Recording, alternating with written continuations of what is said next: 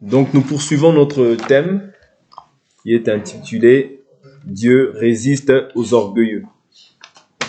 Amen. Dieu résiste aux orgueilleux. Donc sans plus tarder, nous allons prendre nos Bibles. Prenons nos Bibles et nous allons débuter notre enseignement. Donc comme pour habitude, j'aime beaucoup prendre, comme j'ai dit, la définition. Parce que des fois, tous nous connaissons, mais nous pouvons connaître aussi en partie. Donc il n'est pas mauvais de faire aussi des recherches, comme nous l'avions dit. La Bible nous dit ajouter à votre foi la sagesse, à la sagesse la connaissance. Donc faire des recherches, même nous voyons que Luc, Luc le médecin, a fait aussi des recherches. Donc faire des recherches, ce n'est pas quelque chose de mal, c'est quelque chose de bien, mais il faut que cela en fait trouve un soubassement aussi dans la Bible. Ok ? Donc nous avions vu par l'orgueil une estime excessive de soi, un sentiment exagéré de sa propre valeur, qui porte à se mettre au-dessus des autres. Vous voyez ? C'est-à-dire que quand nous voyons en fait quelqu'un qui veut se mettre au-dessus des autres, ce n'est pas conforme à la doctrine même que Christ nous enseigne. Ça, c'est une définition du dictionnaire. Mais lorsque nous voyons aussi de tels agissements, au milieu de nous, nous devons comprendre que ça, c'est la doctrine des nations. Pourquoi je dis des nations ? Prenons Matthieu chapitre 20. C'est les nations qui ont cette doctrine-là, mais ce n'est pas l'Église. L'Église n'a pas cette doctrine-là. Je prends par rapport déjà à la première définition que j'ai donnée. Je prends une écriture. Matthieu chapitre 20. Matthieu chapitre 20. Prenons le verset 20. Alors la mère des fils de Zébédée s'approcha de Jésus avec ses fils et se prosterna pour lui faire une demande. Il lui dit, « Que veux-tu ? Ordonne, lui dit-elle, que mes deux fils que voici soient assis dans ton royaume, l'un à ta droite et l'autre à ta gauche. » Jésus répondit, « Vous ne savez ce que vous me demandez. Pouvez-vous boire la coupe que je vais boire ? Nous le pouvons, dirent-ils. Et il leur répondit, « Il est vrai que vous boirez ma coupe. Mais pour ce qui est d'être assis à ma droite et à ma gauche, cela n'est pas à moi de le donner, sinon à ceux pour qui cela est préparé par mon Père. » Les 10 qui avaient entendu cela furent indignés contre les deux frères. Jésus les appela et dit, « Vous savez que les chefs des nations les tyrannisent. » Comprenez ? C'est-à-dire quand on voit la tyrannie, les tyrannisent et que les grands abusent de leur pouvoir sur elles. Il n'en sera pas de même parmi vous. Mais quiconque veut être grand parmi vous sera votre serviteur. Et quiconque veut être le premier parmi vous sera votre esclave. C'est ainsi que le Fils de l'homme est venu, non pour être servi, mais pour servir et donner sa vie en rançon pour beaucoup. Vous voyez ? C'est-à-dire les gens qui sont en compétition. Vous voyez ? Les gens qui veulent tyranniser. Vous voyez ? Ce n'est pas la doctrine de Christ. Ok ? La doctrine de Christ, c'est que si tu veux être grand, tu dois t'abaisser. Si tu veux être le premier, tu dois être l'esclave de tous. Est-ce que vous comprenez ? C'est comme ça qu'on voit la grandeur d'un homme de Dieu. Oui. D'une servante ou d'un serviteur de Dieu. C'est comme ça qu'on voit sa grandeur. Ce n'est pas dans le fait que tu veuilles tyranniser à la manière des nations. Non, ça c'est les nations qui abusent. Oui. C'est les nations, les chefs des nations qui abusent de leur pouvoir sur elles. Mais pour nous, il ne doit pas en être ainsi. Oui. Parce que la grandeur, pour nous, c'est l'abaissement. Être premier, c'est être l'esclave de tous. C'est-à-dire que si on t'appelle, c'est toi en réalité qu'on doit envoyer. Va faire ça, va faire ci, va faire ça, et tu y vas. C'est-à-dire, c'est ça la grandeur. La grandeur, selon le monde, ça devient maintenant l'abaissement. Oui. La grandeur en Christ, bien sûr. Selon le monde, ça devient peut-être l'humiliation. C'est-à-dire, c'est toi qui vas subir les humiliations. C'est toi qui vas subir les injustices. C'est comme ça que tu deviendras grand.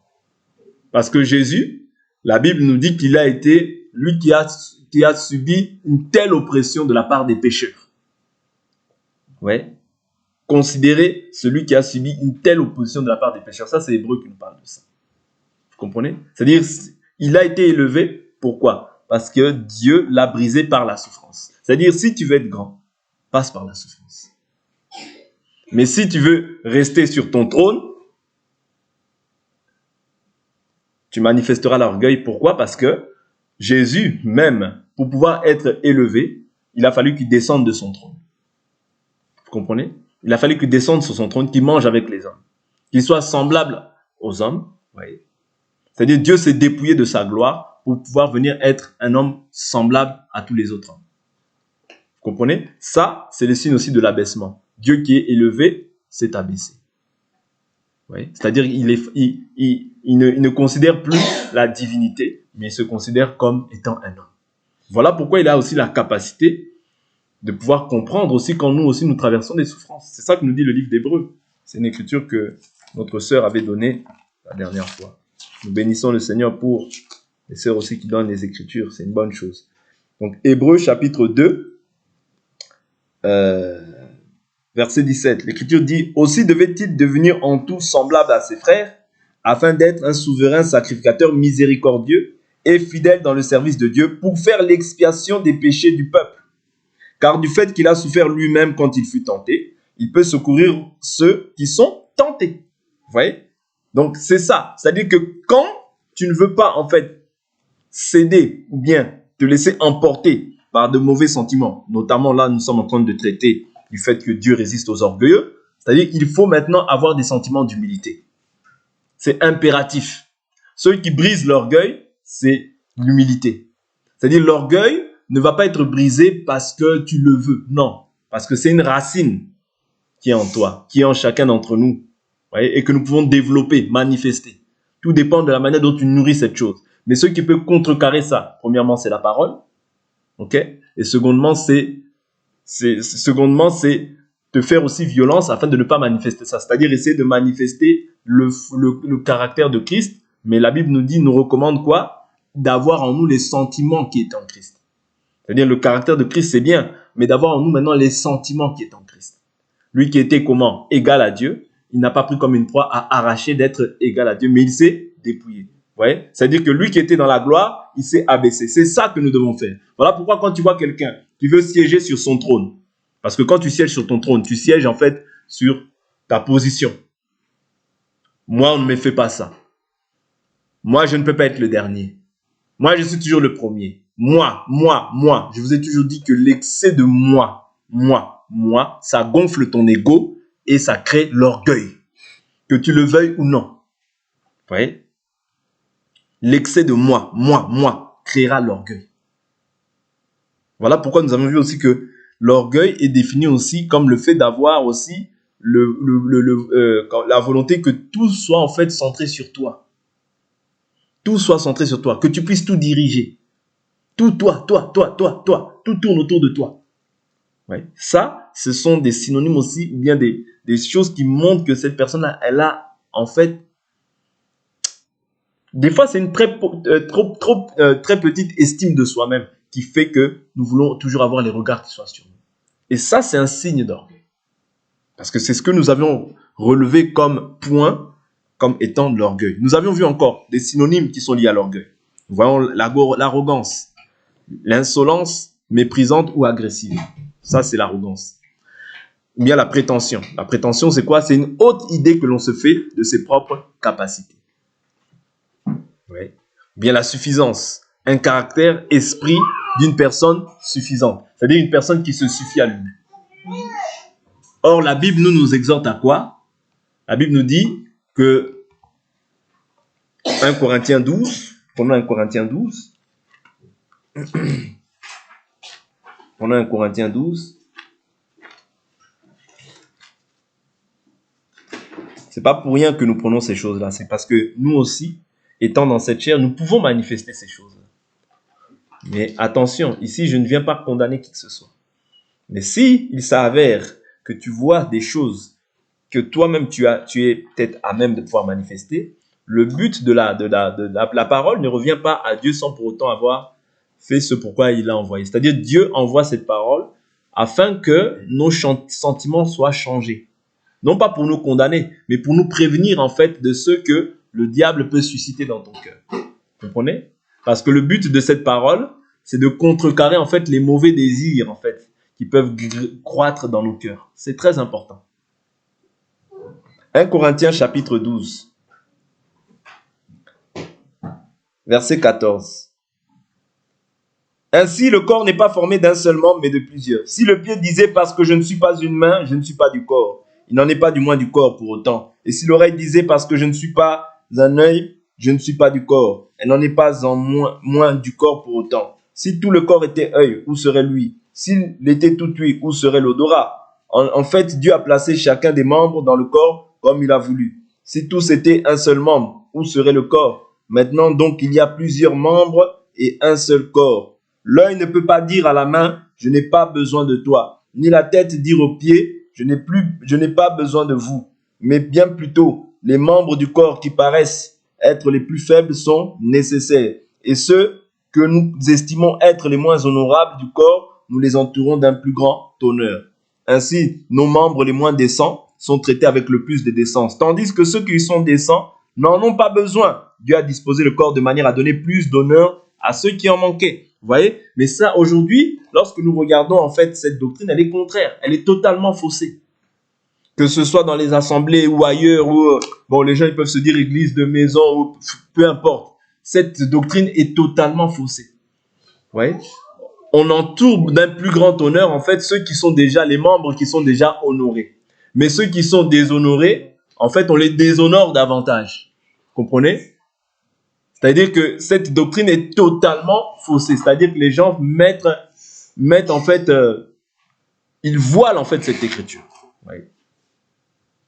C'est-à-dire aujourd'hui, en fait, les gens se livrent beaucoup plus à des considérations de personnes plutôt qu'au fait d'honorer les membres qui sont les plus faibles dans le corps. Et cela crée une forme d'injustice et beaucoup se découragent. Ouais, parce qu'ils se sentent négligés, parce qu'ils ne se sentent pas honorés, ni entourés. Vous voyez? Parce que ceux qui sont décents n'ont pas besoin. Mais aujourd'hui, en fait, les gens se livrent à des considérations de personnes. Ouais. Et cela entraîne un déséquilibre dans le corps. Ouais. Un déséquilibre dans le corps. Parce que le pied, bien qu'on ne le voit pas parce qu'il est revêtu d'une paire de chaussures, mais néanmoins, le pied, ok, est nécessaire pour la marche du corps, n'est-ce pas? Ne serait-ce que l'œil, ou bien le petit doigt, vous voyez, qui est là. Il est nécessaire pour mon corps. Parce que le jour où tu manqueras ce petit doigt-là, tu te rendras compte que, ah oui, effectivement, ce petit doigt-là était nécessaire. Vous voyez? Mais c'est ça aujourd'hui. Aujourd'hui, dans le corps du Christ, l'orgueil a tellement envahi le cœur des gens que aujourd'hui, en fait, chacun se sent suffisant. Vous voyez? L'arrogance, la prétention, la trop haute opinion de soi-même, toutes ces choses-là ont rempli le cœur des gens. Surtout de ceux qui dirigent. Ouais. Voilà pourquoi que Dieu nous préserve, afin que toute racine d'orgueil soit ôtée parmi nous. Parce que tout ce que nous faisons, c'est pour sa gloire. Et si ces choses-là surviennent, il faut que, la Bible nous dit, qu'aucune racine d'amertume, ouais, ne fasse naître des rejetons. Parce que plusieurs vont en être infectés. Vous voyez? Toutes ces choses-là que nous manifestons. Parce que la Bible nous dit dans le livre de Jérémie 2, de ta mauvaise conduite, tu en as fait un enseignement. Vous voyez, c'est-à-dire la mauvaise conduite, c'est un enseignement. La bonne conduite aussi, c'est un enseignement. D'où l'importance de comprendre que nous devons nous efforcer, vous voyez, nous aiguiser les uns les autres afin de pouvoir être conformes à la volonté de Dieu. Qu'aucune racine d'amertume ou d'orgueil ne puisse venir nous envelopper. Parce que n'oubliez pas, le péché nous enveloppe facilement. Est-ce que vous comprenez? Et si nous devenons orgueilleux, il faut comprendre que Dieu maintenant va te résister. La part de Dieu maintenant, c'est de te résister. Vous voyez? Parce que l'orgueil, ce n'est pas une racine qui vient de Dieu, mais c'est une racine qui vient de l'adversaire. Est-ce que vous comprenez? C'est très important. Voilà pourquoi l'Écriture dit, l'orgueil précède quoi? La chute. L'humilité précède quoi? La gloire. Dans l'humilité, il y a toujours la gloire. Pourquoi? Parce que l'humilité vient de Dieu. Mais l'orgueil ne vient pas de Dieu. Oui. Ce qui a précipité le diable, je vous dis toujours, c'est sa fierté. L'orgueil. Oui. Toutes ces choses-là qui l'ont précipité. Je serai comme Dieu, je serai semblable au Très-Haut. Oui. Ce sont des sentiments d'orgueil. Quand tu veux être plus que l'autre, tu ne fais pas plus pour toi-même, mais tu fais plus pour qu'on dise que toi, tu as fait plus que l'autre. Non, c'est pas ainsi qu'on doit agir. Même Paul, lorsqu'il parle du fait qu'il a beaucoup travaillé, qu'est-ce qu'il dit? Il dit quoi? Il dit dans 1 Corinthiens chapitre 15, et nous allons lire encore ce que nous avions noté par la grâce du Seigneur. 1 Corinthiens chapitre 15, il dit au verset 7, je prends un peu plus haut, même au verset 6. Il dit, ensuite il a été vu, donc là il parle du Seigneur, hein. Dans le contexte, comprenez qu'il parle du Seigneur, de l'écriture que j'aime beaucoup vous prendre, 1 Corinthiens chapitre 15 verset 1, quand il dit, je vous rappelle l'évangile que je vous ai annoncé, par lequel vous êtes sauvés, si vous le retenez dans les termes dans lesquels je vous l'ai annoncé, autrement vous aurez cru en vain. Je saute, je prends verset 7. Il dit, ensuite il a été vu par Jacques, puis par tous les apôtres. Là il parle du Seigneur. Après eux tous, il s'est fait voir à moi, comme à l'avorton, car je suis le moindre des apôtres. Je ne mérite pas d'être appelé apôtre parce que j'ai persécuté l'église de Dieu.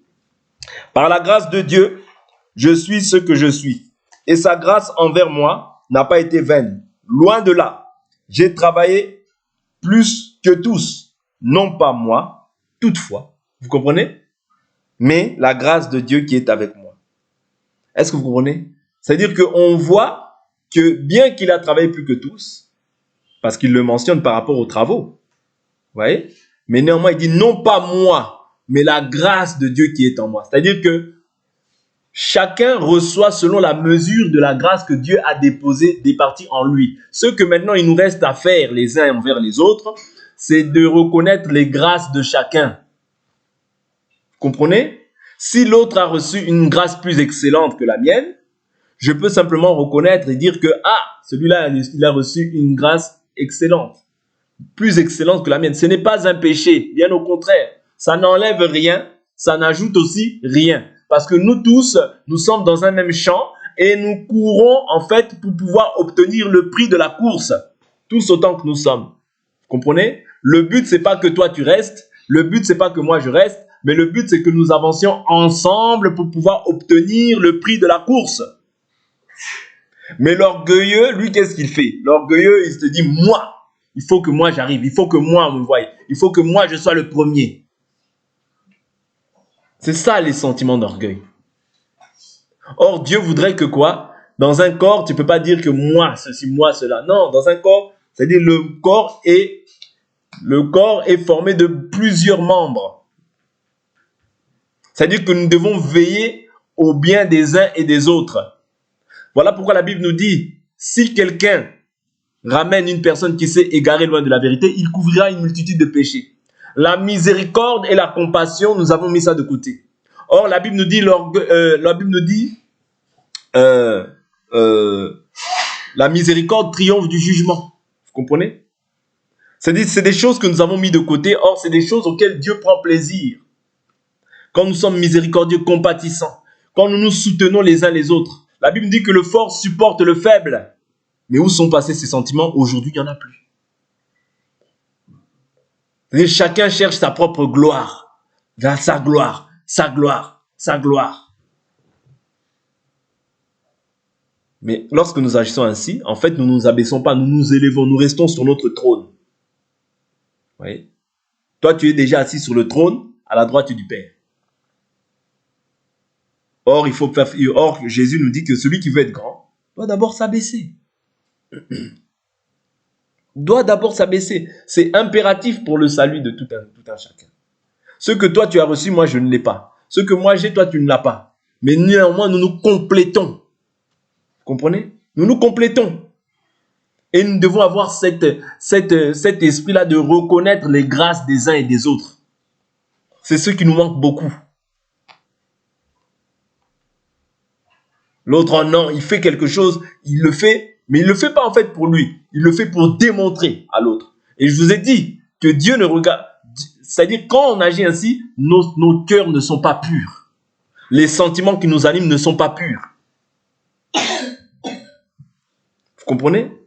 Or, il faudrait que tout ce que nous fassions, vous voyez, tout ce que nous fassions en foi, en acte, en parole, soit d'abord l'objet, vous voyez, c'est-à-dire soit poussé en fait par l'esprit et soit animé non pas d'une rivalité, non pas d'un sentiment de méchanceté, mais d'un sentiment pur.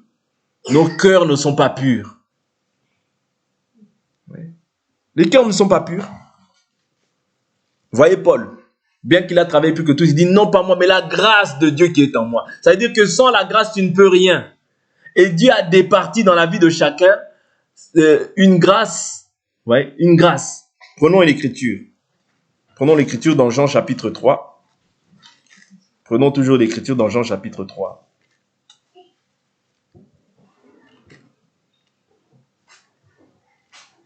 Jean chapitre 3, prenons le verset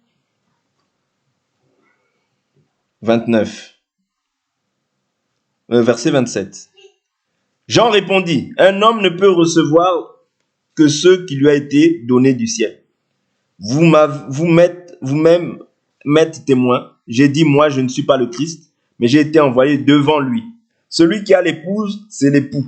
Mais l'ami de l'époux, qui se tient là et qui l'entend, éprouve une grande joie à cause de la voix de l'époux. Aussi, cette joie qui est la mienne est complète. Vous voyez? C'est-à-dire que quand je vois l'époux, ouais, l'ami de l'époux, doit se réjouir. À cause de la voix de l'époux. Aussi, cette joie est la mienne est complète. Il faut qu'il croisse et que je diminue. C'est ça, ces sentiments-là que nous devons avoir. Il faut qu'il croisse et que je diminue. Parce que ici, c'est Jean-Baptiste qui parle en fait à l'égard de Jésus. Mais nous tous aussi tels que nous sommes là, nous sommes des Jésus. Par rapport à Matthieu chapitre 25. La Bible nous dit, vous m'avez vu avoir faim, avoir soif, à être en prison, vous m'avez visité. Les justes diront, quand est-ce que nous t'avons vu? Ils diront, dans la mesure dans laquelle vous avez fait ça à l'un de mes frères, de ses disciples en qualité de frères, c'est à moi que vous l'avez fait. Vous comprenez? C'est-à-dire que toi et moi, en réalité, nous sommes des Jésus. Quand je te fais du bien, je fais du bien à Jésus. Or, la Bible nous dit que l'humilité vous fasse voir comment les autres comme étant plus grands que vous-même. L'humilité, c'est ça. C'est-à-dire voir l'autre comme étant plus grand que soi-même. Ça ne t'enlève rien, ça ne t'ajoute rien. Mais l'orgueil dira non, moi je suis grand. L'orgueil, non, refusera ça. Bien l'orgueilleux refusera ça. Celui qui est animé de cet esprit-là refusera en fait que tu puisses des fois le mettre un peu plus bas. Refusera. Pourquoi? Parce que c'est un sentiment de cœur. Et je vous ai toujours dit que la bouche n'exprime simplement que la pensée du cœur. Oui. Il dit quoi? Celui qui vient d'en haut est au-dessus de tous. Et celui qui est de la terre est de la terre. Et il parle comme étant de la terre. Celui qui vient du ciel est au-dessus de tous. Vous voyez? Je prends le verset 34. Il dit, car celui que Dieu a envoyé dit les paroles de Dieu parce que Dieu donne l'esprit sans mesure. Vous voyez? Donc Dieu donne l'esprit sans mesure au Fils. Mais à nous, Dieu a donné l'esprit avec une mesure. Si maintenant l'autre il a reçu une mesure qui est beaucoup plus importante que la mienne, glorifie Dieu. Commence pas à dire, oh mais moi aussi, moi je prêche mieux, moi je fais ça, moi, non. Là où l'autre excelle, rends-lui des éloges. Parce que les éloges que tu fais là, en réalité, tu glorifies Dieu de ceux qu'il a mis un don à côté de toi. C'est un don. Une personne a le don de prophétie, c'est un don. On doit glorifier Dieu pour la personne qui a le don. Une personne a le don de parole de connaissance, c'est un don. On doit glorifier Dieu parce qu'il nous a donné le don de parole de connaissance. Une personne a le don de guérison, c'est un don. Ouais. Tu dois prier afin que ton cœur ne soit pas aigri. Non, pourquoi ton cœur sera aigri? Personne qui a le discernement des esprits, c'est un don que Dieu a donné. Glorifie Dieu pour ce don-là. Une personne enseigne bien. Ouais, exhorte bien, glorifie Dieu. Que cette personne soit ton aîné dans la foi, glorifie Dieu. Que cette personne soit venue après toi dans le champ, glorifie Dieu. Parce que toutes ces choses, c'est pour la gloire de Dieu. Ouais.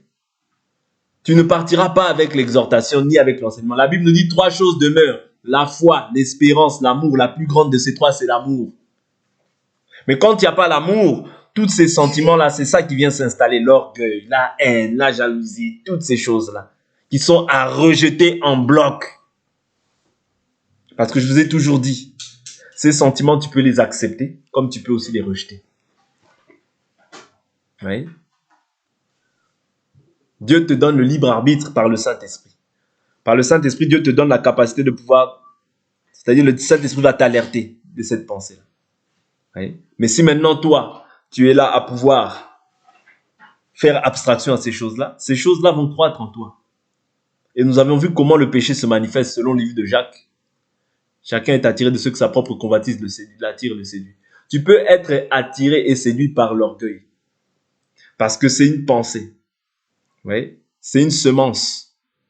C'est comme cette parole, c'est une semence. Quand tu es attiré par cette parole, c'est Dieu qui t'attire. Est-ce que vous comprenez? Pourquoi? Au final, pour que cela puisse produire en toi les fruits de l'esprit, le caractère de Christ. Ouais? Que Dieu puisse ôter tout ce qui est mauvais et qu'il puisse renouveler ta pensée et mettre en lui sa pensée. Mais tu peux être aussi attiré par cette pensée-là d'orgueil, de haine. Et tu peux te positionner aussi par rapport à ça et te dire, non, moi je reste dans cette position-là. Est-ce que vous comprenez? Tu peux aussi te dire, non, moi je veux rester dans cette position-là.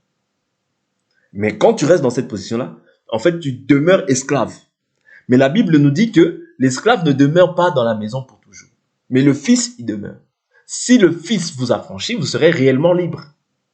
C'est-à-dire, il y a beaucoup de gens qui disent qu'ils sont libres, mais en réalité, ils ne le sont pas.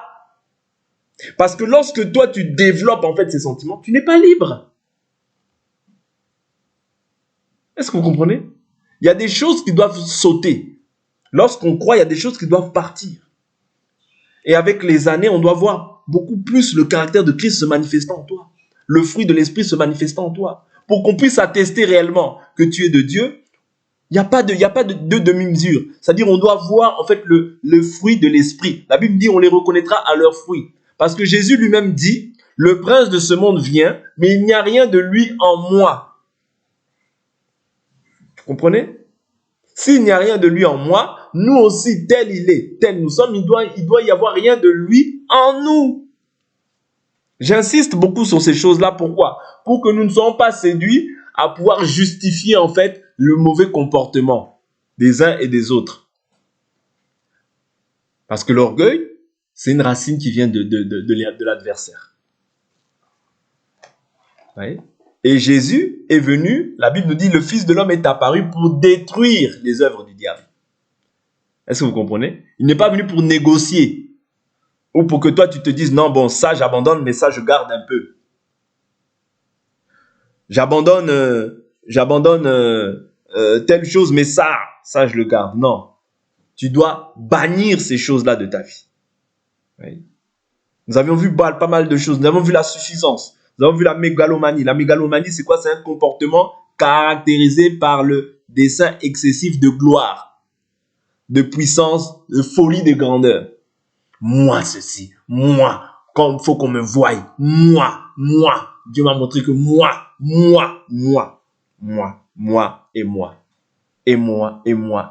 et les autres. N'oublie pas que nous sommes un corps. N'oubliez pas que nous sommes un corps.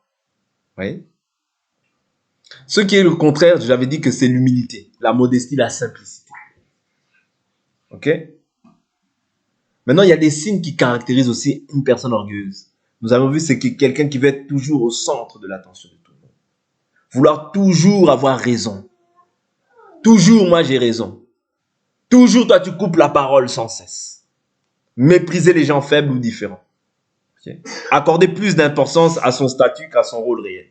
Avoir du mal à trouver des amis ou un partenaire. Ouais. Vouloir tout diriger. Alors c'est vraiment le Graal. Ouais. Je dirige ça. Donc toi, tu penses que l'autre ne peut pas faire. Parce que en fait, c'est ça. C'est-à-dire quand tu veux tout contrôler, ça veut dire que tu prends l'autre comme un incapable. Tu te dis que l'autre, il est incapable de pouvoir faire ce que moi je peux faire. Vous comprenez? C'est-à-dire que tu prends l'autre comme étant un incapable. Donc tu te sens comme s'il n'y avait que toi qui avais la capacité ou la possibilité de faire ces choses. Vous comprenez? Et ça, c'est un signe d'orgueil. C'est un signe de mépris vis-à-vis des autres. Vous comprenez? Voilà pourquoi nous devons bannir ces choses. C'est pas de Dieu. C'est pas de Dieu. Ce n'est pas de Dieu. Nous devons prier afin que Dieu remplisse nos cœurs d'humilité. N'oubliez pas, l'orgueil, ça précède toujours la chute. Toujours la chute. Mais l'humilité précède la gloire.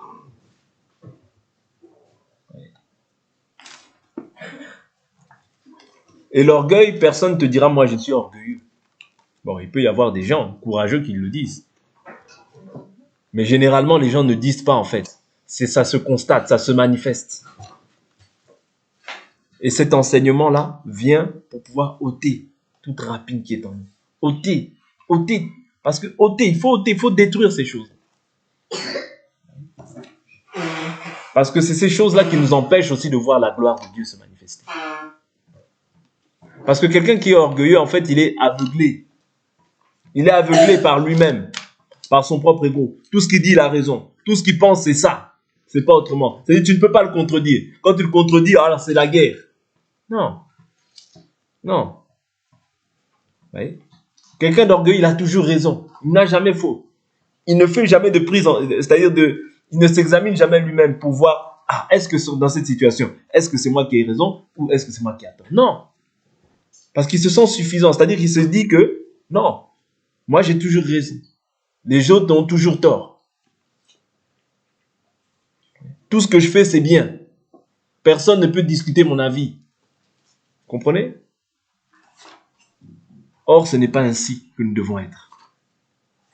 Parce que Jésus a manifesté de l'humilité. Je vous dis toujours, tel il est, tel nous sommes sur cette terre. C'est lui le modèle par excellence. Le modèle par excellence, ce n'est pas Jacques, ce n'est pas Jean, ce n'est pas Pierre, non. Bien sûr, nous pouvons les imiter, mais le modèle par excellence, c'est Jésus-Christ de Nazareth. Parce que Paul, étant un homme, il a des faiblesses. Jacques étant un homme, il a des faiblesses. Pierre étant un homme, il a des faiblesses. Mais mon modèle à moi, c'est Jésus-Christ de Nazareth. L'unique et le véritable. Est-ce que vous comprenez? Même si je peux aimer Paul, même si je peux aimer Jean, même si je peux aimer Pierre par rapport aux écrits, par rapport à la plume, mais mon modèle, c'est Jésus. Bannissons toutes ces choses-là. Pourquoi? Pour que ça ne produise pas des rejetons. Parce que si ça produit des rejetons, beaucoup vont être infectés de ces sentiments-là. Voilà pourquoi nous devons faire un effort de veiller et de prier, afin que personne ne tombe en tentation. Que Dieu nous bénisse pour aujourd'hui.